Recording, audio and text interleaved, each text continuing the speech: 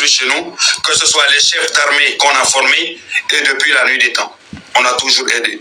Mais on ne sait pas du jour au lendemain, certains Ivoiriens se sont transformés en ennemis du Sénégal.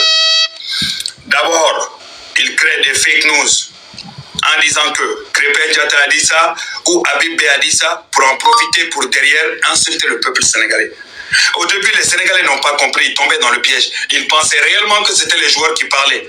Mais non, finalement, on a fait nos enquêtes, ils ont fini par voir que Habib Beye ne parle pas, Diatta ne parle pas. Non, ils vont créer des fake news sur Twitter. Ils prennent ça en photo et après ils viennent sur TikTok et ils font des vidéos pour dire qu'ils sont en train de répondre à leurs propres fake news. Aucun de ces joueurs-là ne parle de la Côte d'Ivoire. Même récemment, ils ont fait ça à Diatta. On a dû sortir faire des vidéos pour dire que c'est faux. Et tout ça là, ce sont les vidéomans parce que je les appelle pas influenceurs. Un influenceur, il est plus positif que ça. Donc je les appelle des vidéomans ratés, hein, qui sont de la Côte d'Ivoire, qui sont suivis par des Ivoiriens, qui sont sur Internet ici. Voilà le réel problème qui se passe. Et à chaque fois, ils font cela. Nous, étant Sénégalais, on n'aime pas l'indignité. On n'aime pas les insultes. Notre drapeau est plus important pour nous que père et mère. Donc si des gens ont l'habitude de exposer leur pays aux insultes, exposer leur pays au manque de respect, c'est pas avec nous les Sénégalais. On va jamais accepter cela. Pendant la Coupe d'Afrique, on n'a pas croisé la Côte d'Ivoire, mais les Ivoiriens se sont mis à insulter les Sénégalais. D'abord, ils sont autoproclamés ennemis du Sénégal. Ensuite, ils ont commencé à menacer les Sénégalais pour dire qu'ils vont nous éliminer. Les Sénégalais les ont répondu pour dire éliminez d'abord l'Égypte. Ils se sont fait éliminer par l'Égypte. Et derrière, ils ont pris gros séance de vannes sur eux. Ensuite, on est venu. Ils sont allés s'allier au Maroc. On a éliminé le Maroc en finale. On a gagné. Ils se sont associés au Maroc pour insulter les Sénégalais sur Internet. Faire des fake news. Tous leurs médias pareils. On n'a rien dit. On quitte là-bas pendant qu'en ce moment-là, pendant qu'eux ils sont en train de parler et faire des fake news sur des Sénégalais, des enfants sénégalais sont en train de croupir en prison, dans les prisons marocaines. Des pères de famille sont en train de croupir dans les prisons marocaines. Certains ont été agressés. Des magasins sénégalais ont été attaqués. Il s'est passé des choses extrêmement graves. Mais eux, ils étaient dans leurs histoires de soi-disant manque de respect sur Internet. Donc nous, on n'a rien dit.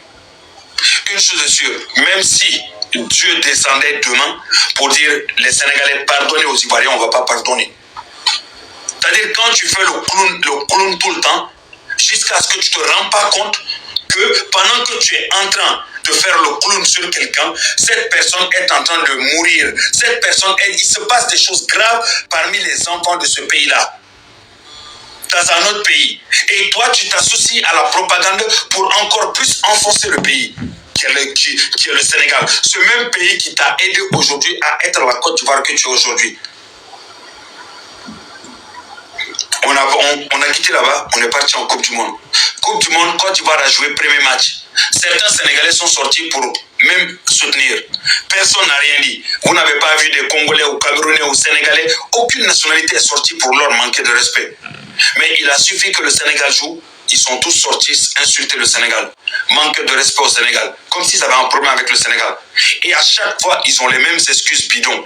Quand tu leur demandes, ils te disent que en 2012, ils sont allés jouer au Sénégal. On les a jeté des pierres. Ce qui est faux.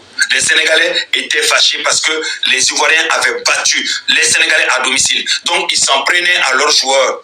Mais étant donné que les joueurs ivoiriens étaient sur le stade, dans le stade tout simplement, c'est normal qu'il peut y avoir des jeux de pierre qui leur arrivent, qui touchent certains joueurs parce qu'on est dans un terrain. C'est logique. Voilà pourquoi les militaires étaient accroupis sur eux. Parce que les militaires savaient que ce n'était pas eux la cible. La cible, c'était les joueurs. Voilà pourquoi quand les joueurs sénégalais ont été exfiltrés dehors, tous les supporters sont partis dehors pour poursuivre le quart des joueurs sénégalais. Ils ont pris cela pour en faire une manipulation. Et ceux qui ont fait cette manipulation-là, ce sont des Ivoiriens basés au Maroc, qui eux veulent salir le nom des Sénégalais au Maroc pour prendre la place des Sénégalais qui sont au Maroc. Parce que les Sénégalais ont tous les avantages qu'eux ils n'ont pas. Même pour travailler dans certains trucs, il faut qu'ils viennent se faire passer pour des Sénégalais ou utiliser des papiers sénégalais tout simplement. Ce sont ces Marocains, ce sont ces Ivoiriens qui sont au Maroc qui ont ramené cette propagande-là, amplifiée sur Internet, parce qu'ils veulent remplacer les Sénégalais au Maroc tout simplement, gâcher la relation des Marocains et des Sénégalais. Madame, le premier pays à avoir insulté tout le Maroc, le peuple marocain et le roi marocain, c'est les Ivoiriens. Premier jour de match de Cannes, tout le monde a assisté à ça. Il y avait clash Maroc-Côte d'Ivoire. C'est nous les Sénégalais, on venait demander pardon en disant qu'on est tous africains. Parce qu'ils s'estimaient, ils voulaient à peu près, ils voulaient tout faire pour salir le nom du Maroc, pour ne pas que leur Cannes là soit oubliée et qu'on dise que la Coupe d'Afrique au Maroc est meilleure que leur Coupe d'Afrique. Donc leur objectif c'était de salir la Cannes tout simplement. Voilà pourquoi ils s'insultaient, ils disaient tout et n'importe quoi. Et quand ils ont vu qu'ils ont été éliminés, ils se sont autoproclamés amis des Marocains. Si ça, c'est pas des psychopathes, si ça, c'est pas des gens qui ont des problèmes de cerveau, je ne vois pas c'est quoi. Il faut vraiment être une mauvaise personne, être mauvais profondément pour avoir ce type de comportement de diviseur. Et quand il y a problème entre Maroc et Sénégal, au lieu de venir essayer de ramener la paix entre deux pays frères, toi tu viens ramener la guerre, parce que c'est tout ce que tu sais faire, la sauvagerie. Mais les Marocains, ils auraient beau être énervés, ils savent c'est qui les Sénégalais. Et on se connaît entre nous et les Marocains. Il n'y a rien que vous pouvez gérer cela. On va s'embrouiller, on va se battre, ça va durer, mais à un moment, ça va se calmer. Il n'y a rien que vous pouvez changer là-dedans. Vous êtes trop petit dans cette relation-là. Vous serez les derniers à rester là-dedans. Dans l'équipe nationale du Sénégal, là, il y a des joueurs qui jouent là-bas, ils ont des origines marocaines. Dans l'équipe nationale du Maroc, il y a des joueurs qui jouent là-bas, ils ont des origines sénégalaises. Parce que ces liens-là, c'est très très profond. Vous êtes juste des gens ridicules qui vous ridiculisez sur Internet, qui font les lèche-bords derrière un autre pays. Le Sénégalais n'a pas eu besoin de cela pour avoir la relation qu'il a avec le Marocain. C'est ça la réalité. Et tout ça là a été fait par qui? Amplifié par leurs influenceurs, non, leurs vidéomans. Parce que je ne les appelle pas des influenceurs. Des vidéomans ratés qui sont suivis, certains même payés pour faire ce genre de bêtises-là. Et au lieu que la jeunesse ivoirienne soit consciente et se dise, mais attends, ces gens-là exposent notre pays, ça nous rapporte quoi? Rien, à part des ennemis en Afrique. Ces gens-là insultent les pays des autres. Est-ce que ça fait gagner la Côte d'Ivoire? Non. Ces gens-là manquent de respect au pays. Est-ce que ça fait avancer l'équipe nationale de la Côte d'Ivoire? Non. Ça nous crée juste plus d'ennemis, rien d'autre. Pendant que eux, ils sont en train de manger l'argent de la monétisation, pendant qu'ils insultent, vous venez aimer, etc. Vous êtes en train de vous niquer vous-même. Vous êtes en train de vous gâcher la vie vous-même. Parce que toute cette mauvaise relation-là, vous l'avez avec tous les pays d'Afrique. Autour de vous, tout le monde. Certains même vont tranquillement, ne restent pas basés là-dessus, mais ils savent, ils ont quelque chose dans leur cœur contre vous. Ils ont quelque chose. Demain, il n'y en a qu'à avoir guerre dans ton pays, puis tu vas aller habiter. On va voir si tu vas rentrer au Mali comme ça facilement. On va voir si tu vas rentrer au Burkina comme ça facilement. On va voir si, même au Ghana à côté là, on va voir si tu vas rentrer là-bas facilement. Peut-être que ceux qui ont des origines ghanéennes vont rentrer là-bas facilement, mais toi, par contre, tu vas avoir problème. Vous créez en fait, ces gens-là sont en train d'utiliser votre pays, et votre pays est en train de se transformer en tant que pays le plus détesté d'Afrique de l'Ouest. Pays le plus détesté d'Afrique de l'Ouest. Voilà la réalité qui est en train de se passer. Et tout ça, tout ce qu'ils font n'a jamais rien rapporté à votre pays. Rien. Il n'y a aucun Sénégalais qui s'est déjà levé ici pour dire, ouais, la Côte d'Ivoire, il n'y en a pas. Si tu vois des Sénégalais parler de la Côte d'Ivoire ou répliquer sur la Côte d'Ivoire, c'est parce qu'ils sont en train de répondre à vos vidéomans. Quand les autres ont joué, tout le monde a applaudi.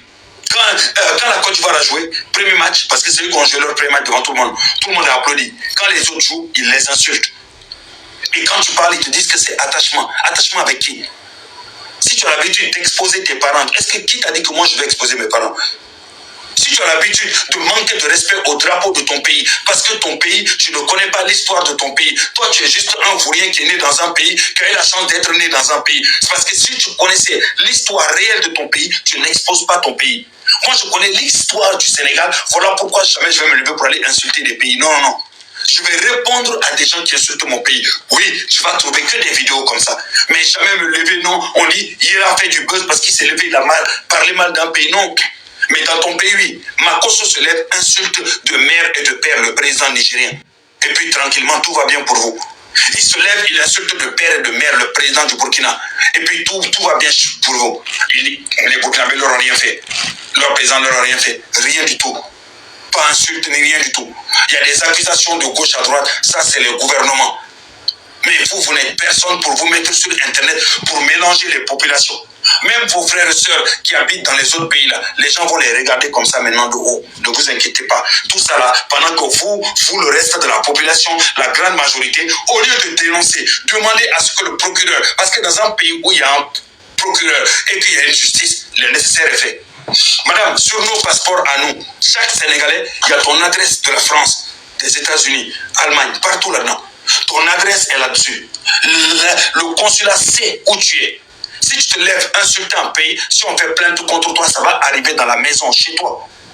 Tu refuses d'aller répondre, on viendra te chercher. C'est pas compliqué. Ou sinon, quand tu vas aller renouveler ton passeport là, tu vas expliquer comment tu vas faire pour récupérer un passeport.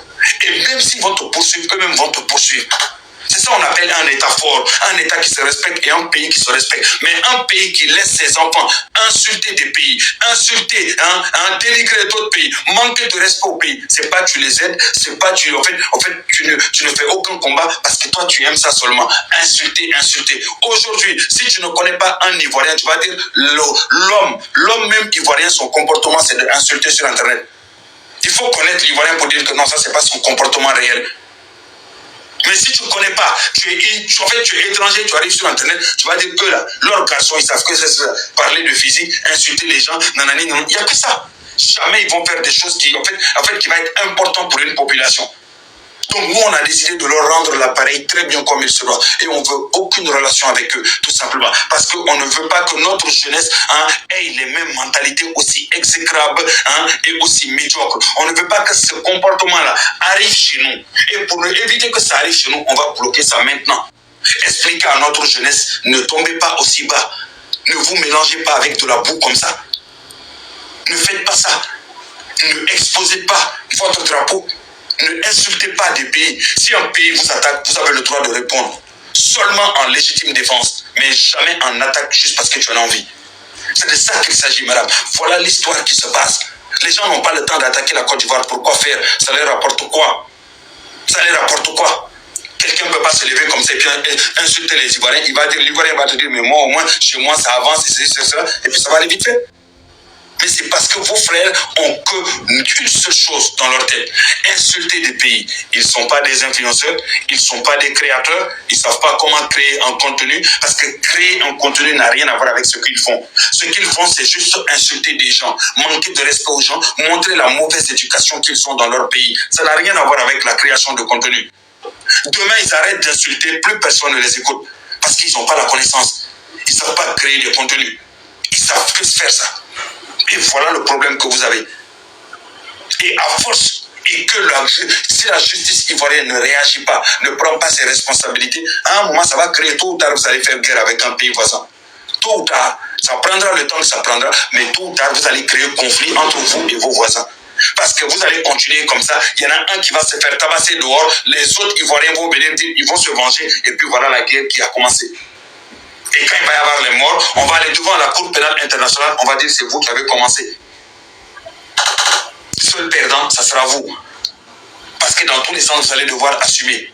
Et tous les autres pays, les enfants des autres pays vont encore 2 fois plus se méfier de vous et vos enfants qui sont chez nous. À un moment, il faut respecter les pays. C'est pas parce que tu es derrière ton écran que tu peux insulter les gens. Dans tous les pays, il y a des fous. Vous croyez que ce qu'ils font, on ne peut pas le faire? Vous croyez qu'on ne peut pas se mettre derrière notre écran, insulter la Côte d'Ivoire, insulter le président, insulter les dirigeants, insulter toutes les femmes qui sont en Côte d'Ivoire? On peut le faire, mais on ne le fait pas. Parce que notre éducation ne nous permet pas cela. Ça, c'est de 1. Et de 2, on a une loi, on a une justice dans notre pays. Et de 3, on évite que notre pays rentre en guerre contre un autre pays voisin pour des futilités et des banalités comme ça. Voilà pourquoi on dit on ne se mélange pas avec vous. Restez dans votre coin. Créez des problèmes. Gérez-vous. Soyez les ennemis des Africains de l'Ouest. Quand vous allez arriver au bout du bout, les résultats vont tomber et vous allez voir les retomber comme de la même manière que vous avez insulté le Sénégal pendant la CAN. Finalement, le Sénégal a pris la Coupe d'Afrique. Vous avez fini supporter. De cette même manière-là, vous êtes venu en Coupe du Monde. Vous vous êtes transformé encore en insulteur de Sénégal. Et aujourd'hui, vous êtes éliminé. Les Sénégalais sont là. Les Sénégalais sont là.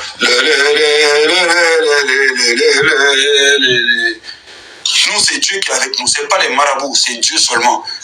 C'est Dieu seulement. Parce que Dieu sait qu'on n'attaque pas les gens. Notre cœur, il est blanc. Il est blanc comme le papier blanc.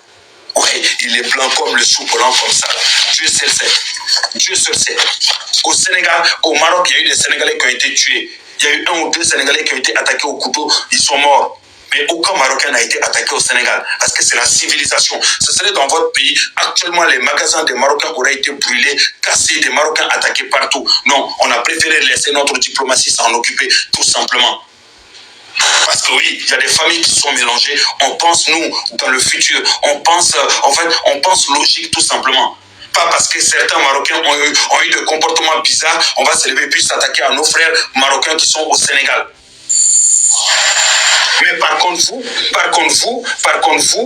n'avez pas cette mentalité-là. Quand vous êtes parti au Ghana, les Ghanéens vous ont attaqué. Quand les Ghanéens sont venus chez vous, il y a eu des morts. Et pour finir, madame, dites à vos frères, quand ils parlent de 2012, en disant que nous on est partis en 2012, il y a eu des jets de pierre. J'aimerais que vous leur rappelez que nos frères et sœurs étaient en Côte d'Ivoire en 2002 et qu'ils les ont massacrés en plein Abidjan. Avec les articles 120 ou 132, ou je ne sais pas 120 ou je ne sais pas 100, quelque chose là. 125. Donc vous qui parlez de jet de pierre là, vous avez tué nos frères et sœurs dans votre pays pendant votre guerre civile. On ne vous a pas voulu de quoi que ce soit. On ne vous a pas pris comme des ennemis. On n'a pas dit oui, quand les Ivoiriens viennent, on va les attaquer ou quoi que ce soit. Non, non, non. On n'a rien dit de tout ça. On a préféré avancer. Vous voulez utiliser jet de pierre pour manquer de respect aux gens. On est parti au Congo. Les Congolais ont pissé dans des boîtes. Ils l'ont jeté. Certains Sénégalais ont été blessés. Ils ont jeté des trucs. Mais aujourd'hui, les Congolais et les Sénégalais sont comme ça. Frères et sœurs, parce qu'on sait que c'est le football, c'est l'émotion. Sur le coup, l'émotion peut faire des choses et après on regrette. Mais vous voulez prendre ça pour pouvoir confirmer votre haine envers les pays. Vous avez des haines envers des pays et puis pour vouloir justifier cette haine que vous avez, que vous crachez sur ces pays-là, vous partez chercher des trucs bidons à justifier cela. Avant de parler de 2012, parle de 2002. Vous avez tué nos frères, non? Si vous voulez qu'on rentre dans ce truc-là, on va venir dans le passé. Vous avez tué des Maliens, des Burkinabés, des Sénégalais, et puis on peut continuer des Gambiens et autres. Si nous tous on venait et puis on vous demandait des comptes là, vous allez sortir quoi? Quelle excuse vous avez sorti?